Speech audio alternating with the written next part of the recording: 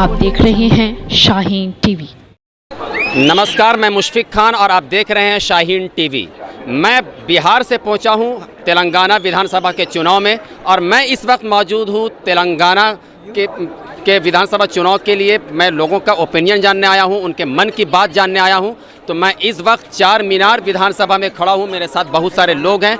उनके मन की बात जानने की कोशिश करता हूं कि इस वक्त क्या चल रहा है, उनके मन में क्या है। इस बार क्या बीआरएस और कांग्रेस के बीच कड़ा मुकाबला है। वहीं एआईएमआईएम असदुद्दीन ओवैसी की पार्टी 9 सीटों पर चुनाव लड़ रही है, जो कई सीटों पर बड़ा उलटफेर कर सकती है। इन्हीं सब मुद्दों पर मैं लोगों से बात करूंगा। सर, आपका नाम क्या है? मेरा नाम मोहम्मद राहिल अख्तर हुआ।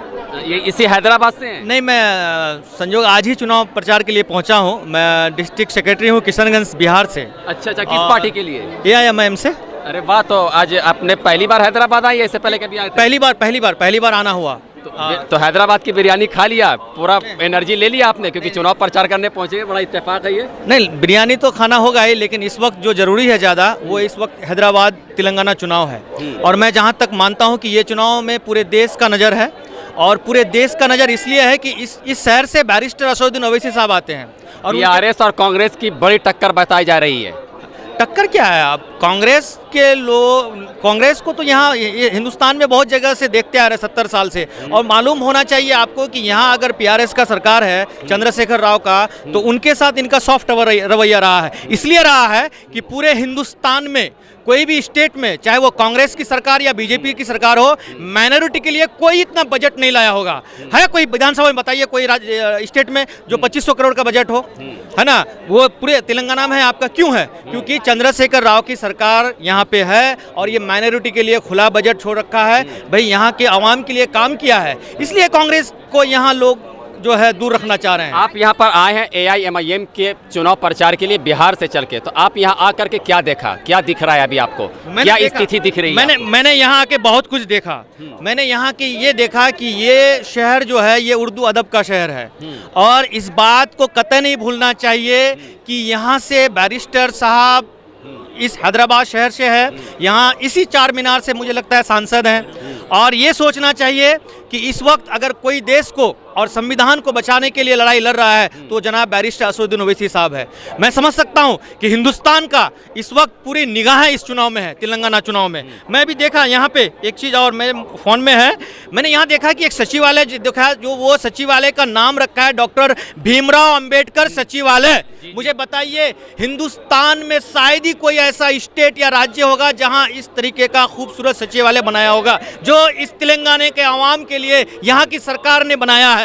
आप बिहार से आए हैं। सबसे बड़ा सवाल ये है कि यहाँ पर जब आप हैदराबाद पहुँचे हैं, असदुद्दीन ओवैसी हैदराबाद या तेलंगाना को छोड़ के किसी भी प्रदेश में जब चुनाव लड़ते हैं, चाहे वो बिहार हो, झारखंड हो, उत्तर प्रदेश हो, मध्य प्रदेश हो, वो हिस्सेदारी की बात करते हैं। तेलंगाना विधानसभा में मुस्लिम 13% हैं। 45 सीटों पर मुस्लिम निर्णायक वोटर हैं, जो 45 सीट पर वो अपना दम खम रखते हैं। फिर वो यहाँ 9 सीट पे क्यों चुनाव लड़ रहे हैं?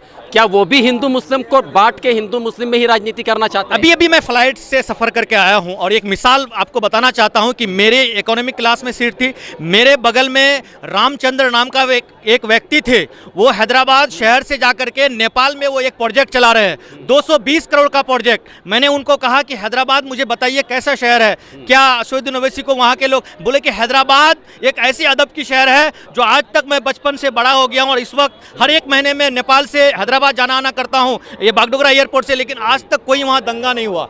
ये हिंदुस्तान का तहजीब का मिसाल है हैदराबाद। और मैं उन लोगों को भी बताना चाहता हूं कि जो लोग इस वक्त पद पर बने हुए हैं। 9 सीट में कितनी सीट देख? अरे 9 सीट का मतलब क्या है कि 9 सीट में हम 9 सीट में कामयाब हो रहे हैं। बाकी आप जानते हैं कि चंद्रशेखर राव से हमारा सॉफ्ट रवैया है। कांग्रेस को यहाँ की जनता बीजेपी को ललकारेगी, भेजेगी उनको यहाँ से। यहाँ कोई नहीं है उनका। लेकिन आप इस बात को मानिए कि जो माइनॉरिटी बजट तेलंगाना के आवाम को दिया है, वो बजट पूरे हिंदुस्तान में कोई स्टेट, कोई राज्य में नहीं है। यहाँ पर कांग्रेस भी है, कांग्रेस चुनाव लड़ रही है और वो दावा कर रही है कि मैं यहाँ पर महंगाई कम करूँगा। एक सवाल मैं आपको मैं आपके पास आ रहा हूँ दोबारा, थोड़ा लोगों से और भी जान लूँ कि यहाँ पर वो बात कर रहे हैं कि केसीआर जो है वो परिवारवादी पार्टी है और कई बार से है। तो जब वो महंगाई कम करने की बात कर रही है, गैस सिलेंडर को कम करने की बात कर रही है, बिजली बिल कम करने की बात कर रही है, तो फिर कांग्रेस को मौका क्यों नहीं? अभी कैसा हो बोल दो, इलेक्शन के मूवमेंट पे पूरे वादे कर रहे, इलेक्शन हो गए बाद ये पूरे नहीं कर रहे, इलेक्शन की हद तक ही वादे कर रहे। इस बार फिर से केसीआर या कांग्रेस, किसको आप? केसीआर साहब बात है फिर के। मेरे साथ एक अंकल भी मौजूद है, कैमरा मैन से मैं। सर आपका नाम क्या है? जावेद। इस बार क्या लग रहा है, फिर से केसीआर या कांग्रेस? ही आना चाहिए, क्योंकि केसीआर का जैसा कोई चीफ मिनिस्टर नहीं है। ये कांग्रेस झूठे वादे करती, बीजेपी का तो छोड़ ही दो। कांग्रेस क्या करी आज तक? 70 साल में पूरा हैदराबाद को तबाह करी, आंध्रा को डेवलप करे। जितने भी आज तक कांग्रेस के चीफ मिनिस्टर रहे आंध्रा से आके, पूरा पैसा तेलंगाना का आंध्रा को ले आके आंध्रा में डेवलप करे, तेलंगाना को वैसे ही रखे। आज चंद्रशेखर राव तेलंगाना को डेवलप करा तो लोगों को देख नहीं सक रहे। AIMIM यहाँ पे 9 सीटों पे चुनाव लड़ रही है, कितनी सीट जीत कर आएगी? बिल्कुल इंशाल्लाह पूरे सीट जीतेगी। आप 9 में से 9 जीतता। 9 में से 9 जीतेगा। क्यों आखिर AIMIM को ही लेकर लोगों में इतना उत्साह क्यों है? कांग्रेस तो वादा कर रही है, मौका दे के देखे तो। MIM जो है यहाँ का माइनॉरिटी। जी जी जी, ये MIM का गढ़ है, समझे ना आप। ये ओल्ड सिटी जितना भी है MIM का गढ़ है। तो फिर वो 45 सीट पे चुनाव की 9 सीट पे चुनाव क्यों लड़ रहे हैं? और ज्यादा पे लड़ना चाहिए। दूसरों की भी तो सपोर्ट कर रहे हैं ना, दूसरों की भी तो सपोर्ट कर रहे हैं ना। फिर आप कुछ कहना चाह रहे थे? मैं एक सवाल कहना चाहता हूं। मैं तेलंगाना पहली बार आया हूं और मुझे अंकल मिले, बहुत मोहब्बत से भरी बात आपको कहा उन्होंने कि ये MIM का घर है। और MIM ये घर नहीं, अब MIM हिंदुस्तान का घर बन चुका है। MIM यहाँ से 2400 किलोमीटर अभी एक रैली में अमित शाह कह रहे थे कि 4% यहाँ माइनॉरिटी को रिजर्वेशन दिया जाता है, उसको खत्म कर देंगे और वो हम दलितों में बांटेंगे। अमित शाह का रिमोट कंट्रोल किसके पास है? कहीं ऐसा तो नहीं है कि बीजेपी भी हिंदू मुस्लिम की राजनीति करना चाहती है और AIMIM भी? बताइए, अमित शाह, नरेंद्र मोदी, प्रधानमंत्री माननीय, किनके रिमोट कंट्रोल से? चाहे मोहन भागवत, हाँ, नागपुर से वो लोग। अरे जो आरक्षण विरोधी है वो तो मोहन भागवत है ना। इस देश में सबसे पहले आरक्षण विरोधी। अगर आरक्षण को लगता है कि बिहार से इतना लंबा सफर करके थके नहीं है? नहीं, थकना क्यों है यार, रात भर बुलाओ मुझे। सुनो, एक बात तो मैं ये कहना चाहता हूँ RSS और बीजेपी को कि पद का मतलब पावर होता है। उस पावर का आपने हिंदुस्तान में पिछले 10 साल से गलत इस्तेमाल किया है। और पावर, देश का जो असली पावर है, ये मुसलमान, दलित, आदिवासी, ये देश का पावर है, ये होता है देश का। ये मैं दर्शकों को बता दूं कि ये बिहार से आए हैं AIMIM के लिए प्रचार करने और काफ़ी जोश में है, काफ़ी उत्साह में है। लेकिन अभी तो इंतज़ार करना होगा क्योंकि 30 नवंबर को वोट डाले जाएंगे, 3 दिसंबर को नतीजा आएगा। अंकल आपका नाम क्या है? सामने आइए, कैमरे के सामने आइए। क्या नाम है आपका? अफरोज खान। इस बार क्या लग रहा है, क्या होगा, फिर से केसीआर या कांग्रेस? अब 3 तारीख को पता चलेगा कांग्रेस या केसीआर। आपके मन में क्या है वो तो बताइए अंकल। अब मेरे मन में तो केसीआर ना आनी चाहिए, केसीआर ही रहेगा। AIMIM की कितनी सीट आएगी यहाँ पर?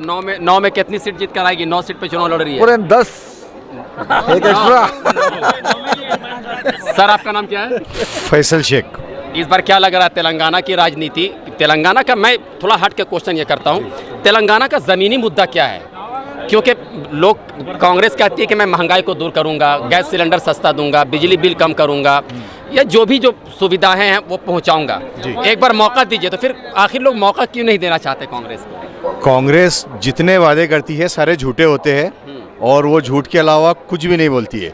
और जो MIM पार्टी, वो तेलंगाना के अंदर बैरिस्टर सदर जो है हमारे बैरिस्टर ओवैसी साहब, उनके वालिद साहब के ज़माने से है और जो वादे करती है वो सारे पूरे करती है। उनके वादे जो होते हैं, आज हमारे यहाँ पर गैस सिलेंडर की बात कर लो या XYZ जिसकी भी बात कर लो, ज़मीनी मुद्दों की बात कर लो, डेवलपमेंट की बात कर लो, एजुकेशन की बात कर लो, समाज में हिंदू मुस्लिम एकता की बात कर लो, तो सारे मुद्दे तेलंगाना के अंदर बेस्ट है, 100% ओके। मैं दर्शकों से बताऊं कि मैं भी बिहार से चल के इस तेलंगाना चुनाव के कवरेज के लिए आया हूं और इत्तेफाकन मेरी राहिल साहब से मुलाकात हुई तो अभी इन्होंने परिचय दिया कि मैं भी बिहार से हूं। तो जब असदुद्दीन, मैं अपना परिचय दूंगा कि मैं भी यहाँ का नहीं हूँ, हैदराबाद से नहीं हूँ, मैं मध्य प्रदेश इंदौर से आया हूँ। मेरा सवाल आपसे ये है कि जब असदुद्दीन ओवैसी का ये गढ़ माना जाता है, इसमें कोई शक नहीं है, और बेशक 9 सीट पे चुनाव लड़ रहे हैं, पिछला भी उनका आंकड़ा काफ़ी अच्छा रहा था, 8 पे लड़े थे, 7 जीत करके आए थे, तो फिर बिहार से लोग को आने की यहाँ क्यों ज़रूरत पड़ रही है? क्या असदुद्दीन ओवैसी और अकबरुद्दीन ओवैसी थक रहे हैं क्या? नहीं नहीं नहीं नहीं, थक नहीं रहे हैं। ये एमआईएम की मोहब्बत है, एमआईएम की मोहब्बत है। और हैदराबाद वालों, हैदराबाद के जो लोग हैं उनके दिलों का एक मोहब्बतों का, उनका जो मतलब मजलिस को लेके इश्क है, वो इश्क को देखने के लिए हम लोग यहाँ पर आए हैं कि कितने जज्बातों के साथ तेलंगाना की पब्लिक बैरिस्टर ओवैसी साहब को लाइक करती है, पसंद करती है, और वो उनको वोट देके हर बार 100% जिताती है। जितने भी सीटों पे वो इलेक्शन लड़ते हैं वो 100% लीड के साथ में जीतते भी है। इसलिए हम उनकी मोहब्बतों को, हैदराबाद के लोगों की मोहब्बतें देखने आए हैं। तो फिर बीआरएस से खुला गठबंधन क्यों नहीं है? सिर्फ सॉफ्ट रवैया है, कांग्रेस पे खूब बरस रहे हैं, बीजेपी के लिए भी सॉफ्ट दिख रहे हैं। नहीं, बीजेपी के लिए सॉफ्ट तो हो ही नहीं सकते। हमारी तो मैंने भी जितने भी हलके में घुमा हूँ देख रहा हूँ कि कांग्रेस में खूब बरस रहे हैं। क्योंकि अभी एक्चुअल में मैं बता दूं कि कांग्रेस में इसलिए भड़क रहे हैं कि कांग्रेस में हमारे अपोजिशन जो अभी है, जहां पे 9 सीटों पे इलेक्शन लड़ रही है एमआईएम, वो वहां पे अपोजिशन कांग्रेस ही है। बीजेपी वहां पे अपोजिशन नहीं है, लेकिन बीजेपी सेंट्रल में हमारा अपोजिशन है। ओवैसी साहब का सेंट्रल में जितना बीजेपी पे ओवैसी साहब भड़कते हैं उतना कांग्रेस में नहीं भड़कते। आपका नाम क्या है भैया? मोहम्मद नईम। इसी हैदराबाद से हैं? नहीं, बिहार से। बिहार से हैं। तो यहाँ आपका वोटर लिस्ट में नाम है? नहीं है। लेकिन अच्छा, बिहार से आप यहाँ पे हैं, बाकी स्टेट में जो बिहारियों को गिरी नज़र से देखा जाता है, कहा जाता है कि बिहारियों को भगाओ, गंदगी फैलाते हैं। हैदराबाद में ऐसा होता है क्या? भाईजान के शहर में ऐसा कुछ होता है? नहीं, ऐसा कुछ नहीं है, यहाँ मोहब्बत है। तो एक सुर में लोगों का यही कहना है कि यहाँ पर तेलंगाना विधानसभा में फिर से बीआरएस यानी केसीआर की सरकार बनेगी और एआईएमआईएम यहाँ पर 9 सीटों से 9 सीट में 9 सीट जीत कर आएगी। मैं आपको बता दूं कि तेलंगाना में एआईएमआईएम 9 सीटों पर चुनाव लड़ रही है। पिछले 2018 के विधानसभा चुनाव में 8 सीटों पर चुनाव लड़ी थी, जिसमें से 7 ने जीत दर्ज की थी। तेलंगाना विधानसभा में 13% मुस्लिम वोटर है, जिसमें 45 सीटों पर मुस्लिम निर्णायक वोटर साबित होते हैं। हालांकि हैदराबाद असदुद्दीन ओवैसी का गढ़ माना जाता है, जिसकी वजह से हैदराबाद का मुकाबला और भी दिलचस्प है। लेकिन 30 नवंबर को वोट डाले जाएंगे और 3 दिसंबर को लोगों के दिए मत का फैसला आएगा। जनता अपनी अदालत में किसे सर का ताज बनाएगी, किसे विधानसभा का मुखिया बनाएगी, ये देखना बड़ा दिलचस्प होगा। मैं मुशफिक खान, शाहीन टीवी, हैदराबाद। आप देख रहे हैं शाहीन टीवी।